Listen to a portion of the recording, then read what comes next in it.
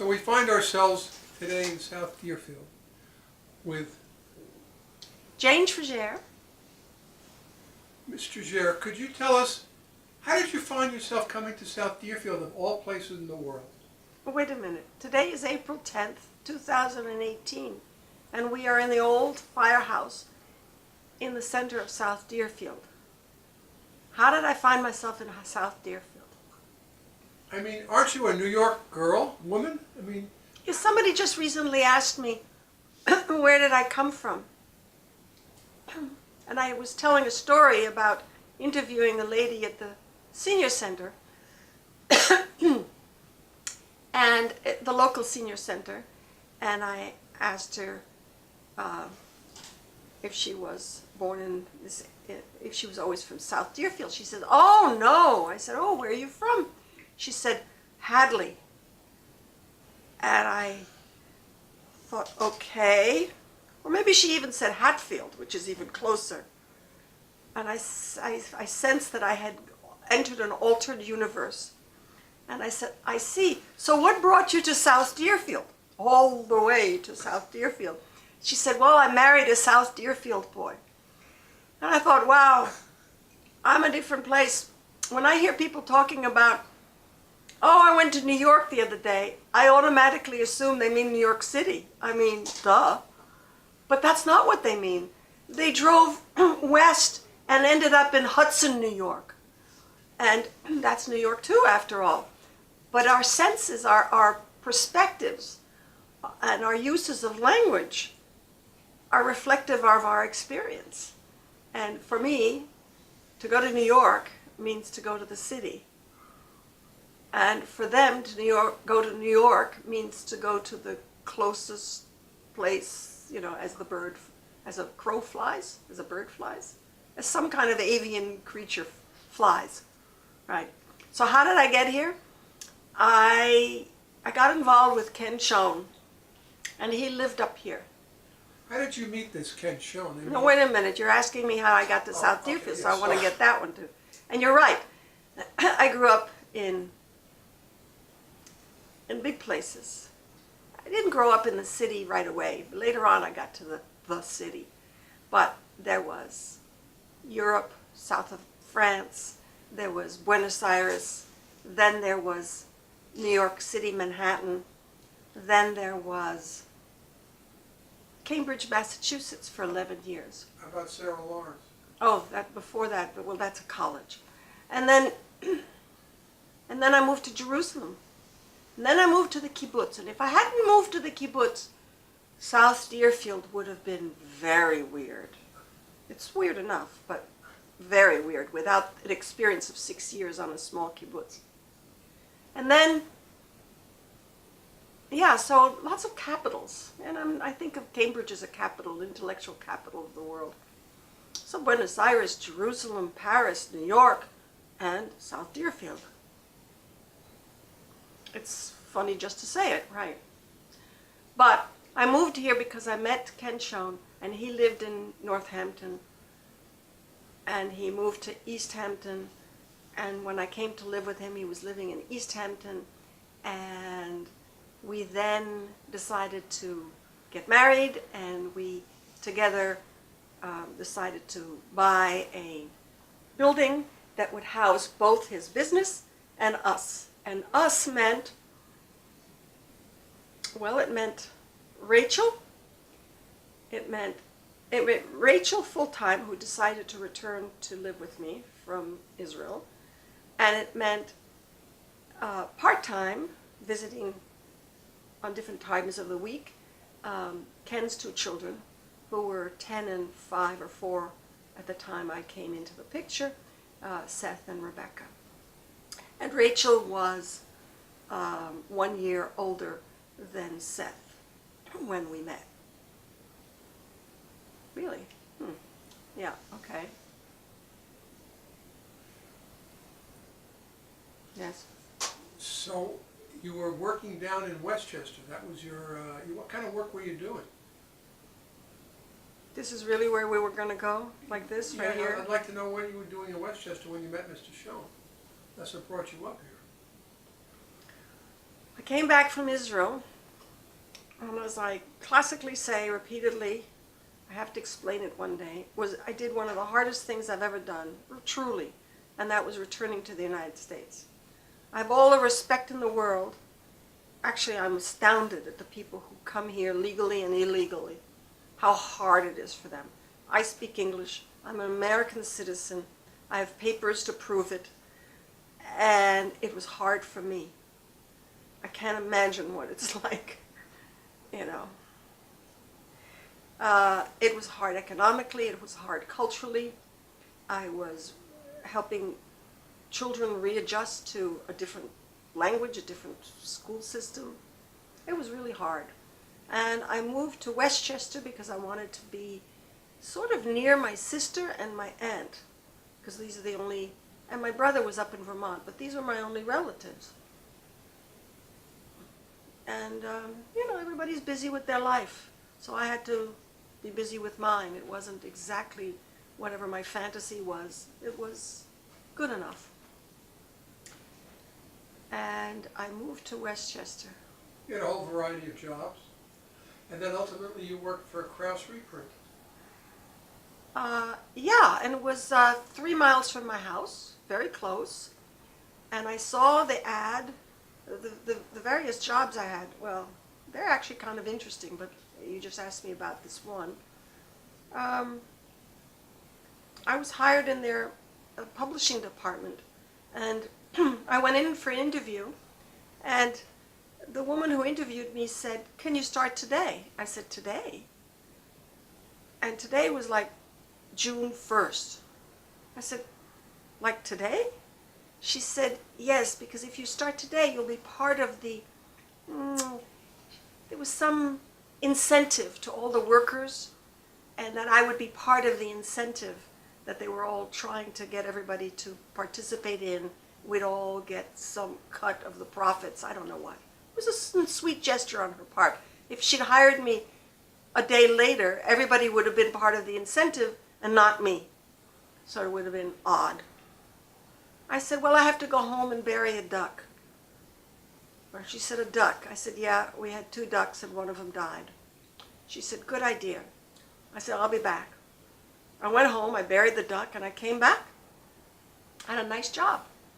I made good money. I was making, I think $32,000, and that was like, wow, that was like impressive. I was going to be able to make it. And then I was given a room. This is your office. And it was the kind of room that had no window, but one wall was half glass, and the hallway was on the other side of the half glass. And so there was a series of offices with these half glass walls facing another set of offices on the other side of the walkway that also had half glass. So it gives you a little sense of spatial sense without any real windows. So I'm fixing up my room, and somebody comes in and says, "Wow, this is really nice the way you got it set up. This is very lovely." I said, "Oh, thanks." She said, "The guy who was here before. It was a mess." I said, "Really?" Lo and behold, I got to meet the guy. A couple of months later, somebody introduces him to me. And ostensibly, the reason they introduced me is that we both speak Hebrew. In other words, we're the only 2 Jews. Now, I wouldn't say his Hebrew was so good, but my spoken Hebrew was good, and his was not so good, but he could read Hebrew better than I could. And the person I met was Ken Schoen. He was the person who had had the really messy office before me. What was he doing back at Kraus? He was buying books from their used book department, which was vast. The reason we were in this building, this football size building with 2 floors of shelves of books, was because of all the used book division, which they had chosen to close. And he could come back now that he'd started his own business and buy or get books from them for his own business. Could you tell me, talking about work, what kinds of jobs did you have? I'd like to especially know about the kibbutz. What kind of work did you get on the kibbutz? How did you start there? I mean, here you are, you live in Jerusalem. Now, I would like to start with one of the jobs I had at Kraus. Oh, please.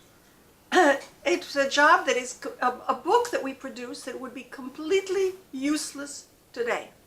In fact, it became completely useless shortly after we produced it. It was a very bright idea, but completely useless once the computer took over. And it was a nice, big 8.5 by 11 format, soft-bound, thick book. And it was, on the title is How to Get to College. But it wasn't how to get into college. It was how to actually go visit colleges. So there was a selection of colleges. Somebody had to select them.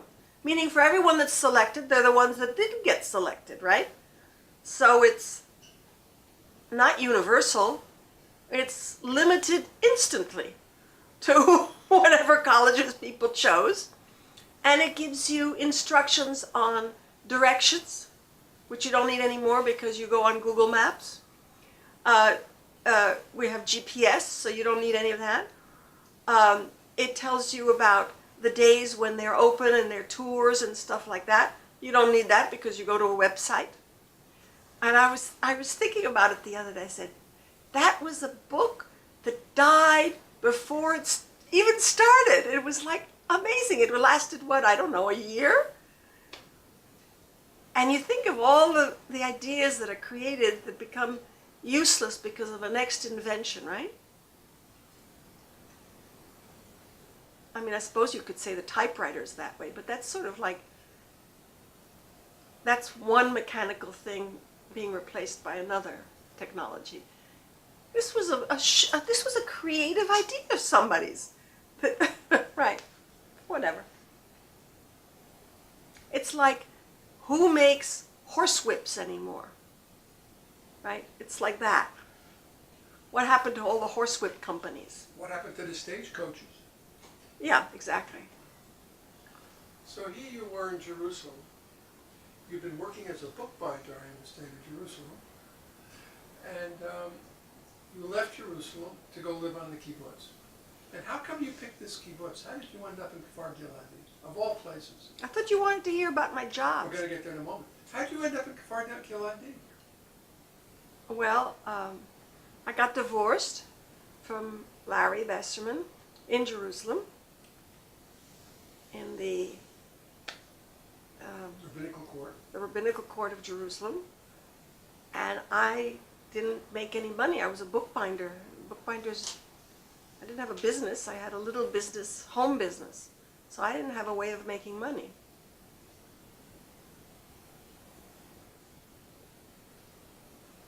I don't know how I would have managed in Jerusalem. So I always found the idea of kibbutz very appealing. Larry and I had gone to visit a moshav shitufi near Jerusalem that was sort of kibbutz-like. And he didn't like the idea, but I liked it. And so moshav shitufi is sort of between a village and a kibbutz. People would work outside of the kibbutz and bring their salaries in, which is sort of what's happening now in a way. But the kibbutz was where my cousins lived.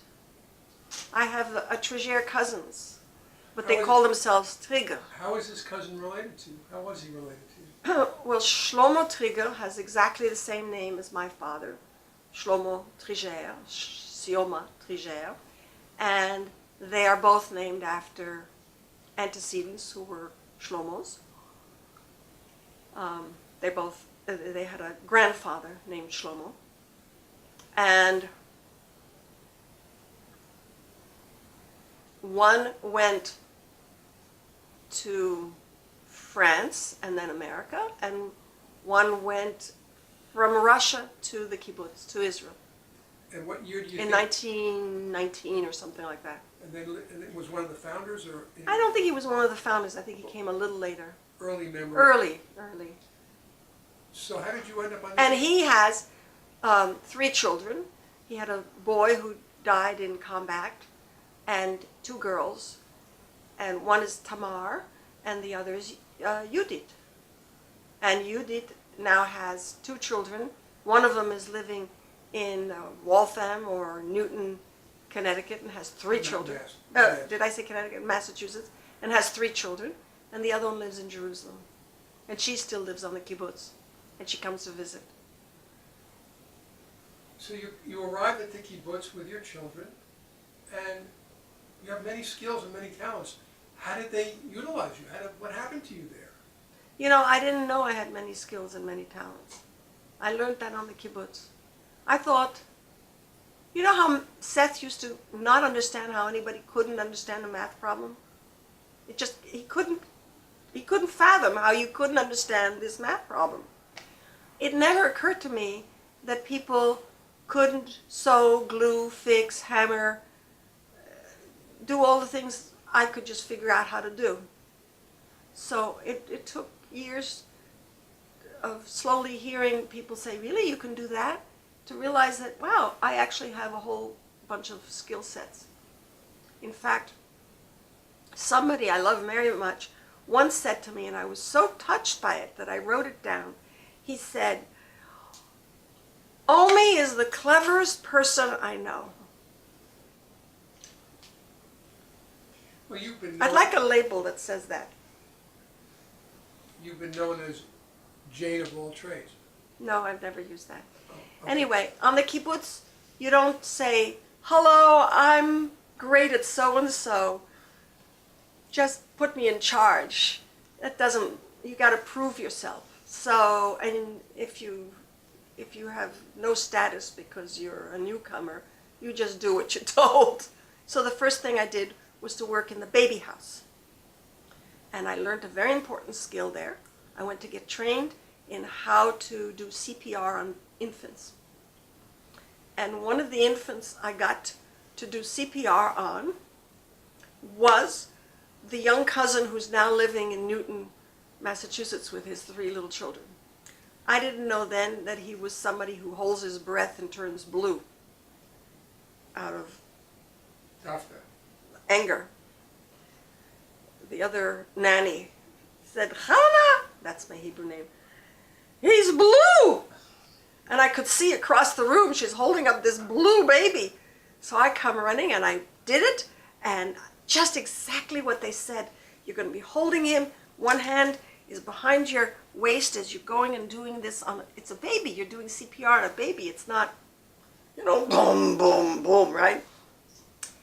And I could feel his little fingers move back here. Just that they said exactly. I was so relieved. Nobody was impressed afterwards because they announced to me, oh, he always does that. You just ignore him. Okay? What did you learn in the baby house about babies? Oh, I did learn something really important. They're not all alike. They're not all alike. In fact, 2 months or 3 months? Yeah, for 4 months, 6 months, for sure. A year. They were sitting on their bellies on the floor playing. These were not even crawling at this stage. And and then there was the other side of the room that had slightly bigger ones. But what I discovered was like, oh my goodness, those unpleasant people? They start out as unpleasant babies. I realized it's not like generic baby.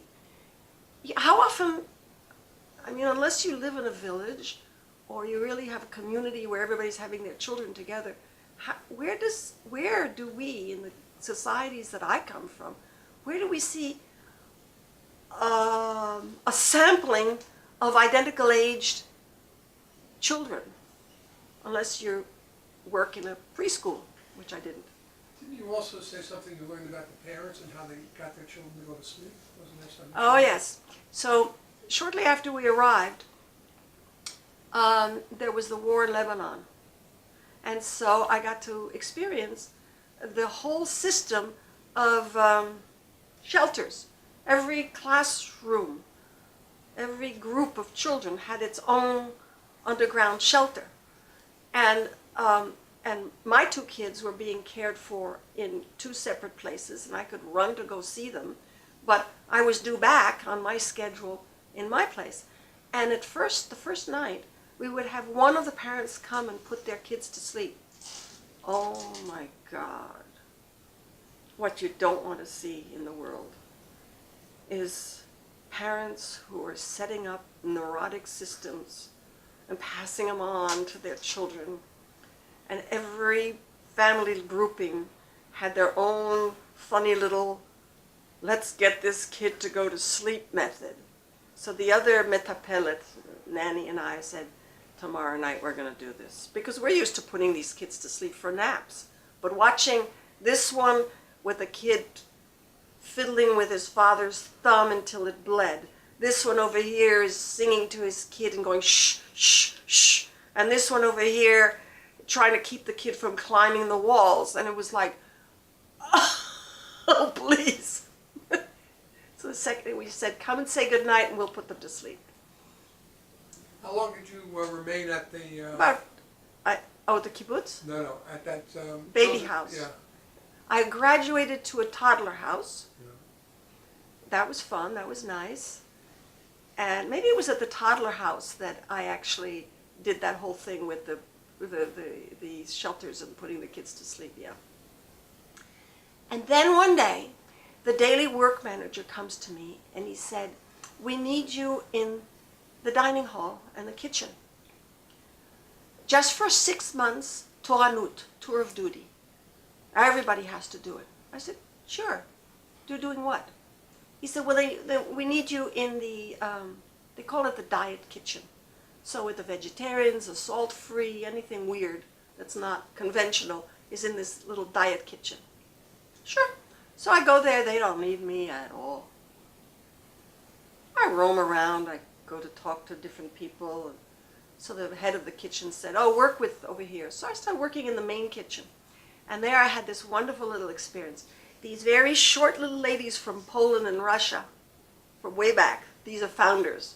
They're giving me instructions. So we're making ksitzot. Ksitzot is like little hamburgers, but you make them with your hands like this. So the shape is going to be more like what's called kube. And it's a little pointed on the end, so it's not round, right? And it's little meat patty things.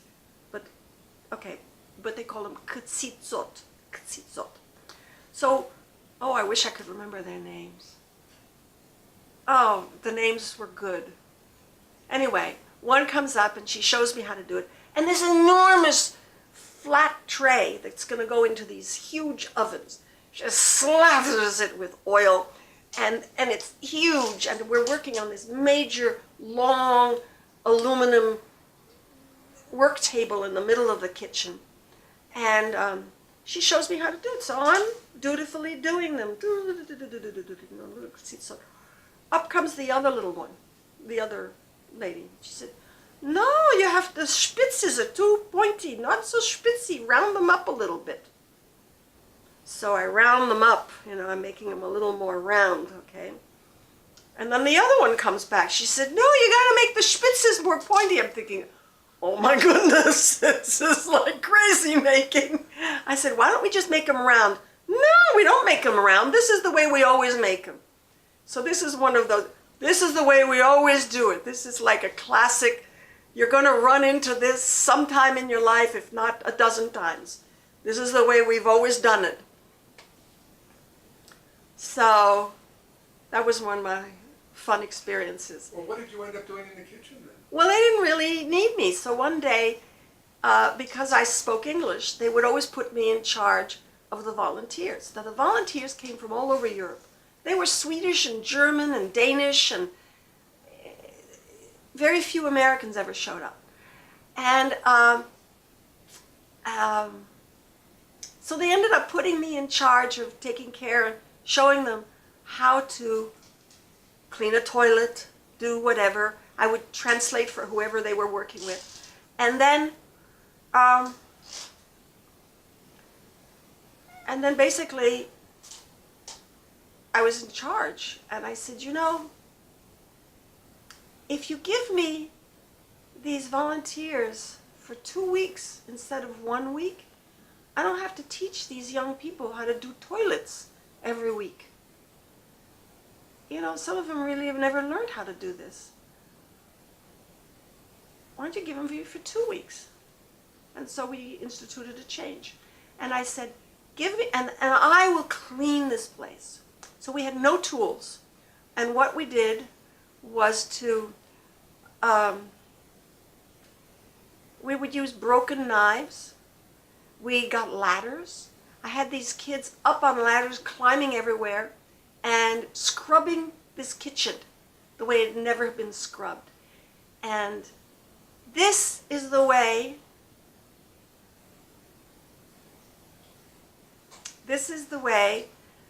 you get credence on a kibbutz. You can't buy your way in. You can't bluster your way in. But when they see you're a hard worker, you get all their respect. So being a worker, a good worker, was the currency on the kibbutz. And everybody comes to eat. And everybody saw me working. And so when the time came, and you could smell the difference in the kitchen. And so when the time came to vote me in, I got nearly 100%. As a full member. Yeah, first as a candidate, because I was a visitor. Then I was voted in as a candidate, and then as a member. When you first arrived at the kibbutz as an American, what did they say to you? Hanna, madua at po? They don't say madua, Ken. They say lama. Lama at po? Yeah, they would ask me, Hanna. They'd come.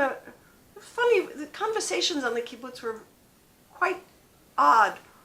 Somebody would come up and say, Boker Tov. And you'd see them 4 times. You'd cross each other. You'd always have to say Boker Tov, as if you were, or others wouldn't say a word to you. But if they didn't like what you said, how you responded, they would tell you.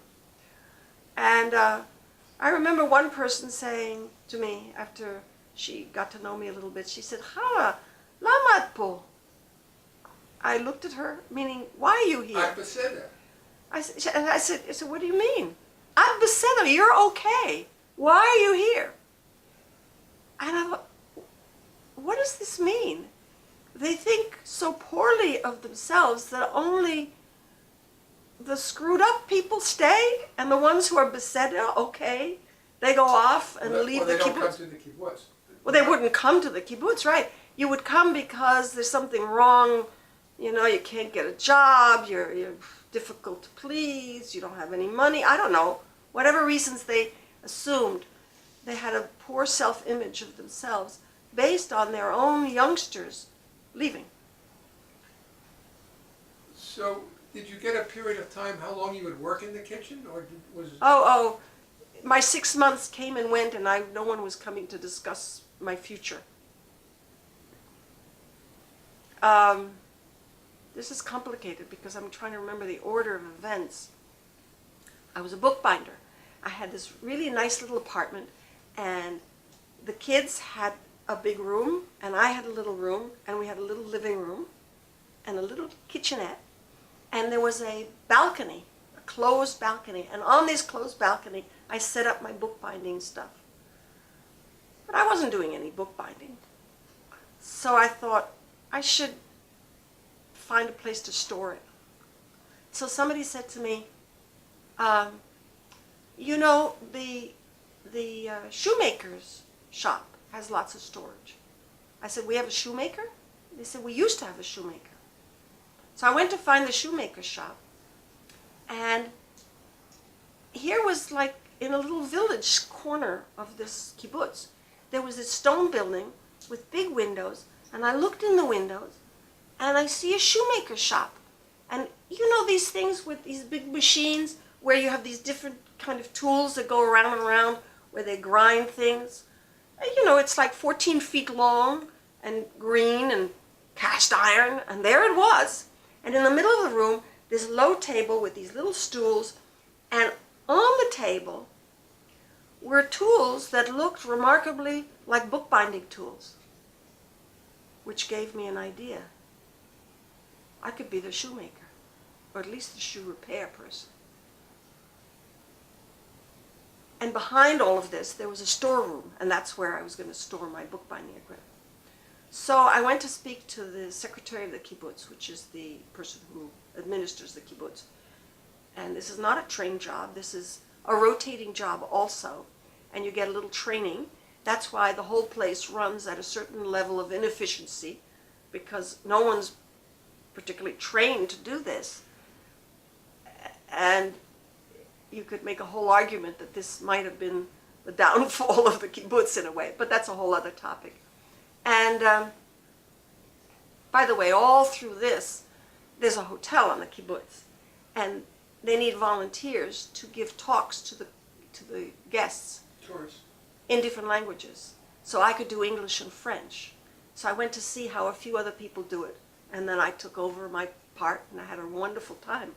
I came up with lots of interesting sub-talks for good groups of people, explaining what kibbutz life was like, but lots of other insights too. Anyway, so I go and I say, I'd like to be the shoe repair person.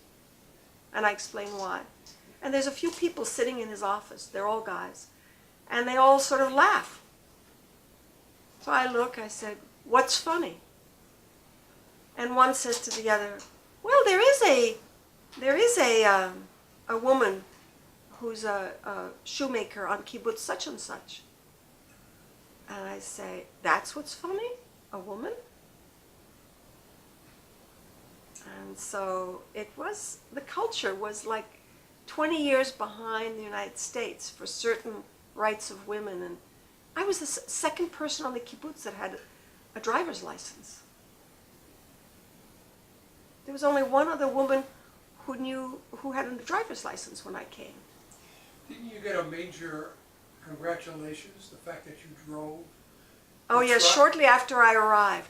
I borrowed a pickup truck to go back to Jerusalem to pick up the rest of my stuff. And I came back up, and it was nap time. It was quiet on the kibbutz.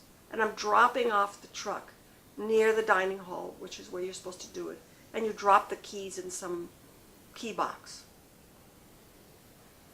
And an old geezer type walks by. They're very taciturn. They say very little. And he says to me, I mean, everybody knows who I am. I mean, it's like, might as well have How many people lived on the kibbutz, would you say, at that point? Altogether 800, but that includes all the children and all the, whatever. You know, you're a newcomer, everybody knows who you are. You all know each other. I don't know them, but they certainly know me. So he says to me, in Hebrew, of course, he says, you came from Jerusalem? I said, yes. Just now? I said, yeah. You came up the Bekaa? Bekaa is the valley, that's the Jordan Valley that goes up. And I said, yeah. I mean, nowadays, you might not drive the Jordan Valley. Actually, I don't really know anymore. But there was a time where you might avoid it because it's West Bank, right? I said, yeah. And he had 2 words for me. The greatest compliment I ever got, except for the one I mentioned before from Omi, right? This one only surpassed by what my grandson said. He said, "At chevramanit." Now, a chevraman, it means you're one of the guys. A chevramanit in the feminine is the same thing, but with the feminine ending. So he was impressed. He was just impressed. I mean, he obviously knew no women who would drive alone I don't know how many hours from Jerusalem to come, right? While we're on the subject, nobody owned a car on the kibbutz and no one owned telephones. Is that correct? That's right. What year were you on the kibbutz? Let's get that down. Approximately? I moved there in late December 1981, Yeah. and I left in spring of 87. So during this period of time, people didn't have their own cars or their own No, they didn't have their own cars, but we eventually all had phones. But when you got there, you didn't have a phone. No. And no cell phones. And no internet. No internet. So you were really isolated Yeah. in terms of the world. I had a computer. I had an Apple IIc. No one had that, just me. I brought it back from the States. But it wasn't connected to the internet. It was a word processor, basically. So not having a phone or computers in those days, you wrote a lot of letters, didn't you, when you got letters? Yeah, That was your form of communication. right. So getting back to this job as a shoe repair person. So they sent me to learn briefly with this woman on Kibbutz, whatever it was. And I just watched her for a few visits, and that was sufficient. And I set up shop. And I went to the print shop on the Kibbutz and asked them to make me, I made a little drawing of a funny shoe, and we made a little writing pad, and big like this, and I would write down that your shoes are ready, and I would deliver it in the mailbox of each individual. They'd never had that before. That they thought that was cool, and I knew that in the old days, the shoemaker shop was a place where important philosophical conversations and political conversations took place. Someone told me around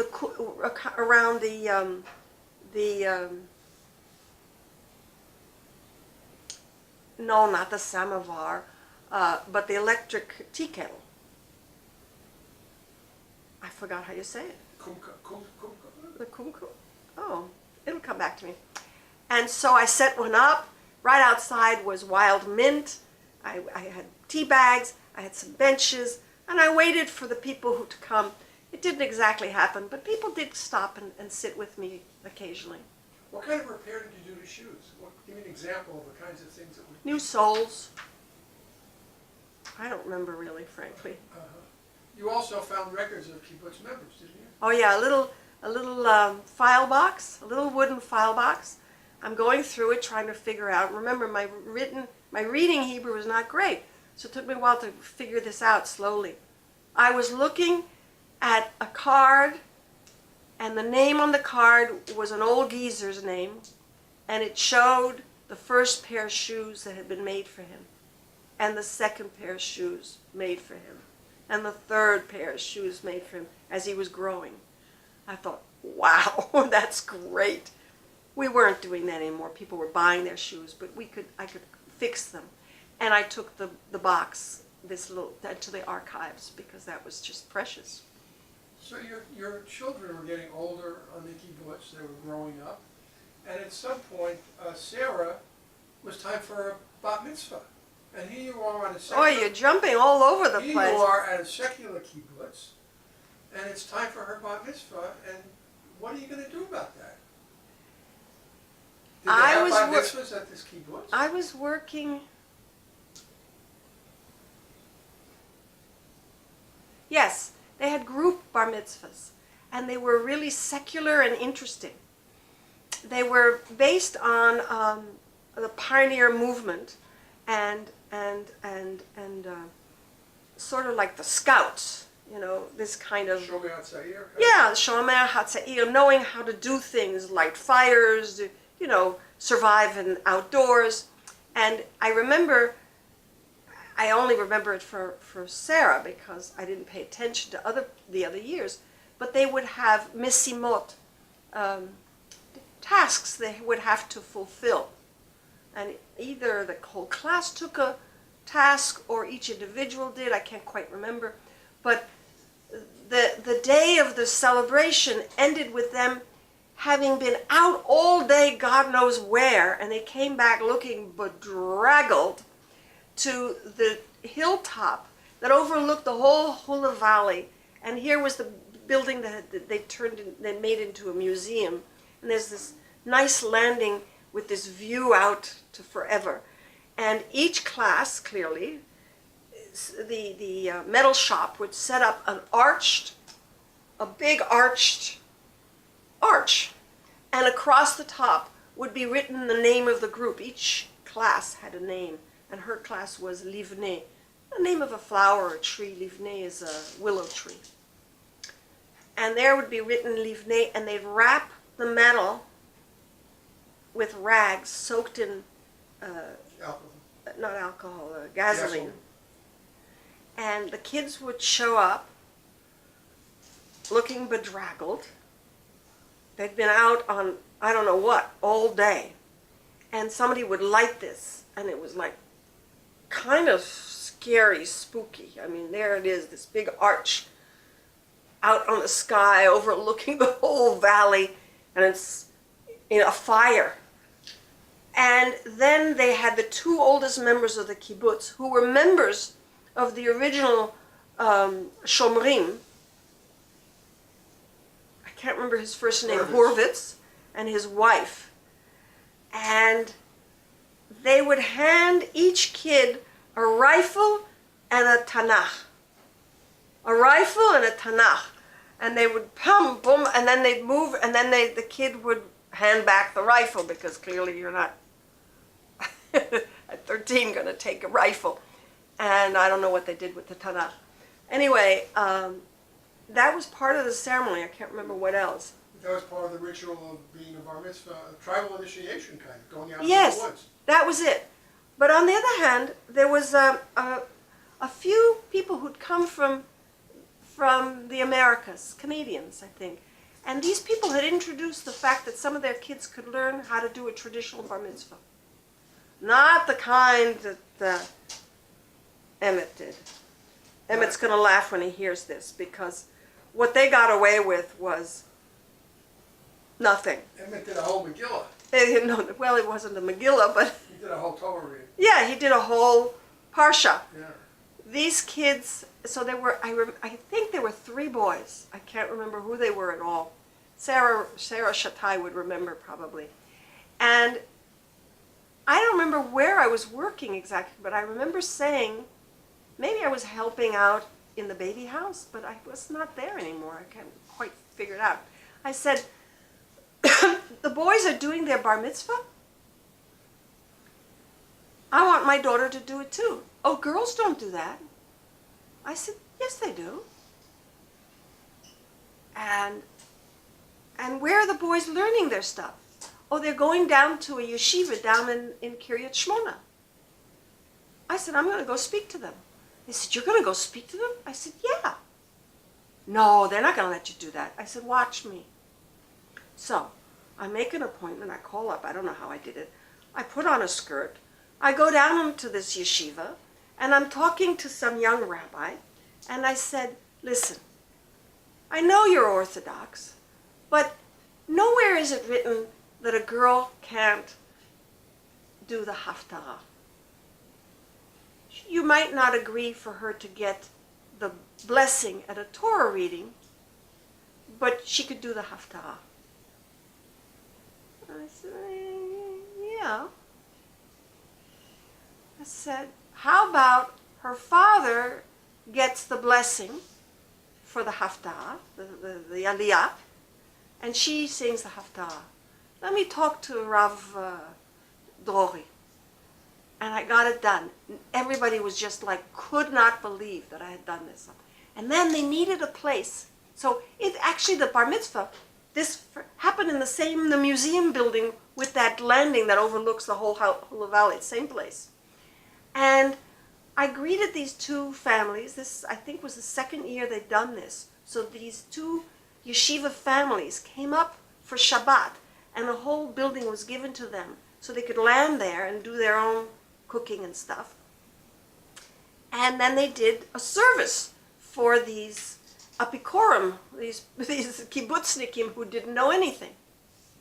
It's not exactly true, actually, but that's another story, right? Your Rosh Hashanah story. Right. So they needed a place to put the Torah, and they said, last time we just put it on the table. I said, if I come up with something better, like I was thinking of an Aron Kodesh, let me come up with something and I'll show you something. So guess what I came up with for an Aron Kodesh? A cabinet. A little funnier. Think of a public school and something that gets rolled around from room to room in a public school. Audio visual? Something, yeah. Go ahead, close. You're getting close. Something with a TV. Yeah. What? So can you see this tall rolling cart that has a TV on it? Yeah. That's what I got. And I took the TV out and I covered the whole thing with drapes, and it looked like an Aron Kodesh, and they put the Torah up there where the TV would have been. Now, many years later, this story got repeated when there was a gathering of the Shon clan. Can you explain what The happened? Orthodox Shon clan. Yes, in Jerusalem. Yeah. So Alfred Schon's two grandsons were there. You were the cousin to their father, who was no longer alive. And they were there with their either young wives or girlfriends. Young wives. And we were the curiosity that they'd all come to see, the American cousins. And I was just your girlfriend. Who spoke Hebrew. Yeah, were we married already? Or yes, we were married. We're married. I got some currency out of that. You got currency out of that? Oh, yeah. I'm so happy. Anyway, so I'm telling somebody, you get me started telling stories. Telling the story I'm telling this story about the bar mitzvah thing and my daughter's participation up in Kiryat Shmona. So the two boys are serving Chesder Yeshiva, which means that you serve in the yeshiva, but you also serve in the army, some kind of arrangement like that. And they're serving, their yeshiva is up in Kiryat Shmona. So I'm telling this story, and I see the two guys whispering to each other, and they're sort of sitting low on the floor or on benches. I don't know, they're down below in front of me. And so I stopped talking, and I said, "What's going on?" And one says out loud, "We heard of this, but we didn't believe it." And I said, "Well, believe it, it was my daughter." It was a legend. It was a legend. Yeah. This was Shatai. It sounds like it wasn't repeated. It sounds like it was not repeated, right? Yeah, yeah.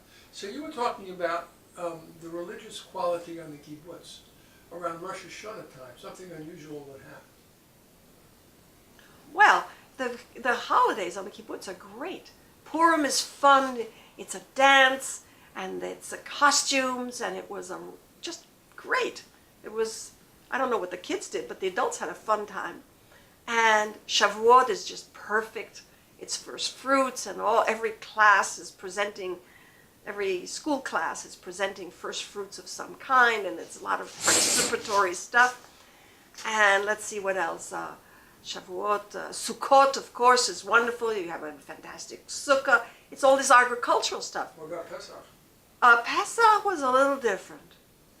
Pesach, everybody's cousin from the city came. So if you can imagine, they moved the whole thing to the gymnasium. And you've got, I don't know, 2,000 people or some ridiculous number of people. And I didn't enjoy it. I was all alone because the two girls went down to be with Larry, with their father. So did they read the whole Haggadah? I don't remember. Actually, I was so sad I left in the middle and went home to cry. Anyway, Rosh Hashanah rolled around. I said, "So what happens here on Rosh Hashanah Yom Kippur? These are not kibbutz kind of holidays." This is a secular kibbutz. It's not a Yeah, it's not a kibbutz. religious kibbutz. They said, "Oh, we have a shul." I said, "We have a shul? This is the first I hear of this. You've We been have a living there shul." for some years now. Yeah, no, maybe a year. Because this is the first Rosh Hashanah. I came in December, and now we're back into the fall. And they said, "Yes, over by the old milk shed." I said, "Where exactly?" They said, "You'll see. Everybody's going there in white shirts. They didn't say white shirts. Bigdei Chagim, which would mean holiday clothes." And lo and behold, there's a little stream of people walking, and I join them, and I can hear from outside the strains of the service going on. And now this really looks like the shtetl. This is a shtetl. This is a little stone building, a little old-fashioned looking stone building, and on a little streetlet that's a walkway, and I'm thinking, I'm back in 1800, someplace in Poland. Because? That's what it looks like. And then I walk in, and all these people that I hear speaking modern Hebrew at work and in the dining hall, there's a bunch of them who are leading services, and they're singing the service in Ashkenaz, with the Ashkenaz accent. I was like blown away. Where am I? And they have a mechitza up. And I said, Yaakov, a mechitza on Kfar Giladi? And he was so apologetic. And he lowered it a little bit, and he tried to adjust for me, but because he wanted to please. But what he knew was this Orthodox practice from wherever he came from. From his childhood. And he came to this secular kibbutz, and there was no room for this. They didn't merge in any way. So he just went back to what he knew. He doesn't know anything modern like conservative Judaism. That never existed for him. It was wonderful. Yeah. Anyway, I told you that I learned my skill sets and what I was good at on the kibbutz. Some guy comes into the shoemaker shop and he's questioning me. And he finds out what I trained as. And he said, you shouldn't be doing this. You should be working with us. And I said, what do you do? He said, we do the eyeglass frame factory, and we do designs on eyeglass frames. Didn't exactly thrill me. I said, okay. But I like what I'm doing right now. Oh, I have to explain how I ended up being just a full-time shoemaker. I learned how to negotiate on the kibbutz. Anyway, I ended up working for them. I said, call me, come. He said, we have these new machines coming from Switzerland, and no one knows how to work them yet. And they're part of the design for the glasses. I said, you know what? When they come in, call me. And that's what they did. And I went and I figured out how to transfer from a flat plate that's photographically produced, that fits into the base, into the machinery for this printing machine that picks up a design on a flat plate. It's got paint put on it, scrape the top off, some pink, soft, cushiony thing that looks like a baby's tush lands on the paint that's been put into this plate, and then lifts up and comes over and lands on this three-dimensional object that is an eyeglass frame. How do you make that flat design fit onto this 3D object? And nobody could figure it out, and I did. I went backwards. I inked the 3D object with an ink pad, brought the baby tush pad down on it, went back to where the plate would be, and printed onto a piece of paper. And that gave us the design, the distorted design that would eventually land on the eyeglass frame. I had a wonderful time. Speaking about design and aesthetics, you have a very fine sense of aesthetics. How do you think that developed?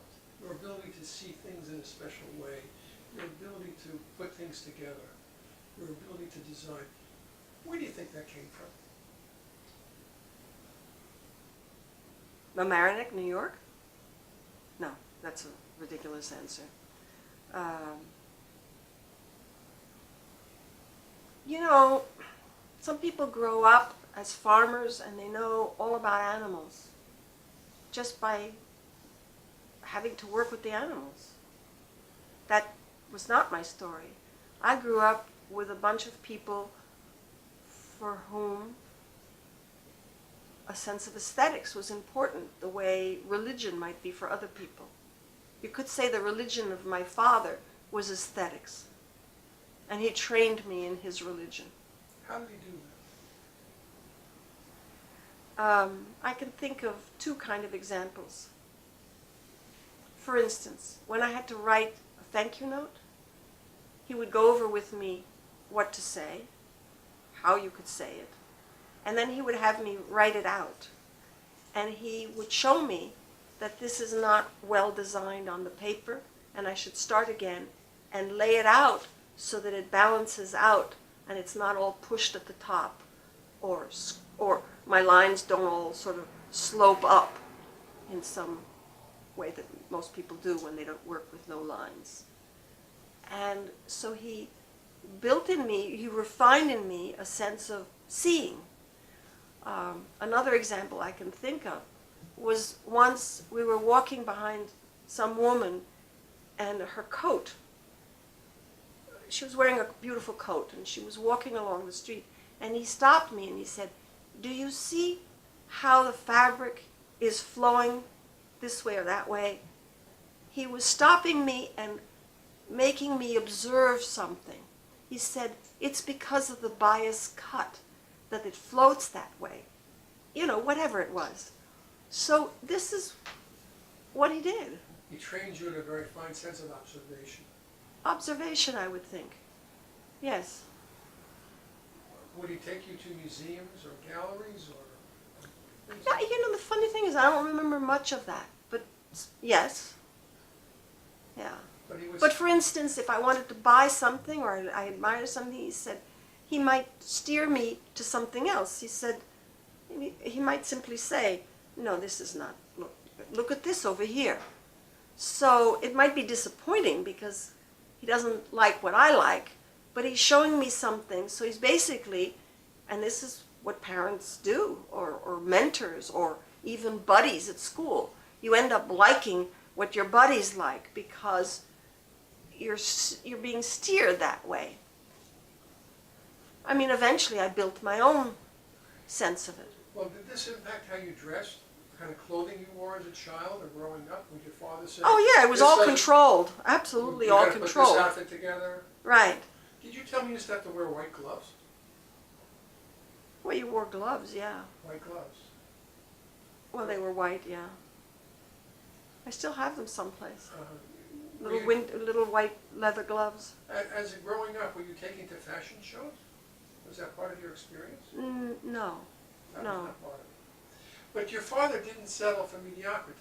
Oh, no. He was really into perfection, was he not? Yeah. So you think, well, so what about your mother? She had her own sense of aesthetics. It was different. I'm glad to have the two, so that it wasn't monolithic. They were different. Can you Different table manners Can you in two explain different her homes. aesthetics at all? What design she would have in her home, or what it would look like? Or was she Middle America? Was she Southern? I mean, how would you describe her taste? I wouldn't put her necessarily Middle America, maybe a little notch up from that. But it was clearly made a difference to her too, like how you set the table made a difference. So it's not that what the result was, is that there is a better way to do things. And appearance is very important. Oh my gosh.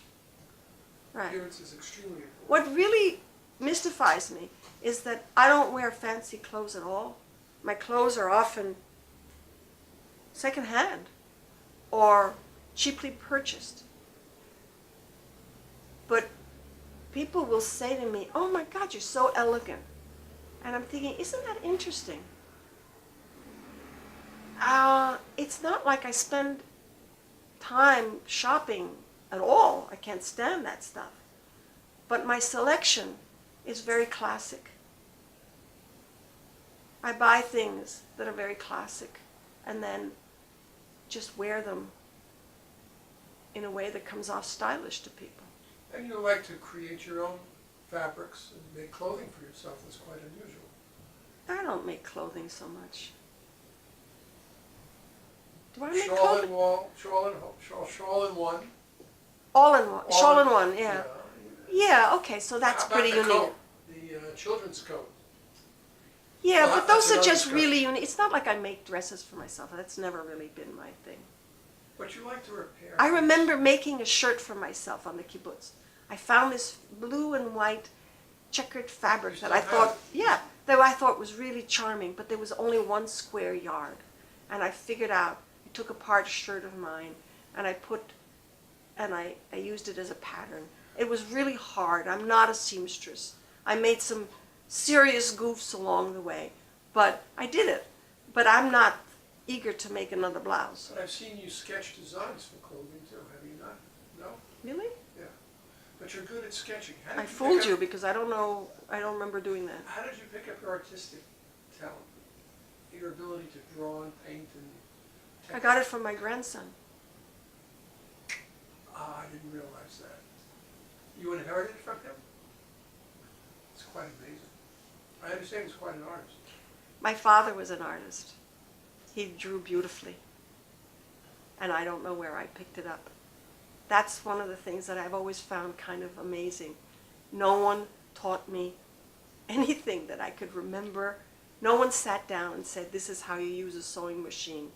This is how you put together a thing. This is how, nothing. So I figured it out. And remember I said at the beginning, I said, I didn't know that everybody can't do this. So you just figure it out. So early on you learned to be real self-reliant. I guess I was also a little lucky. You could try to be self-reliant and not have a skill. Like you could try to set a fire out in the, be a good Girl Scout and never be able to figure out how to light the fire. The other thing is that you also studied architecture, so you had a good sense of... Oh, I went to art school too. You did go to art school. Oh yeah, I learned, I did a theater arts program. That's why you see some of my art on the walls. Theater design, was it? Theater design. I never worked at that. And then I went off to architecture school and I didn't finish. But you got some training in architecture. Oh yeah. Yeah. And I've seen you design buildings, and you designed this apartment, which we'll go through. Not tonight. Not tonight.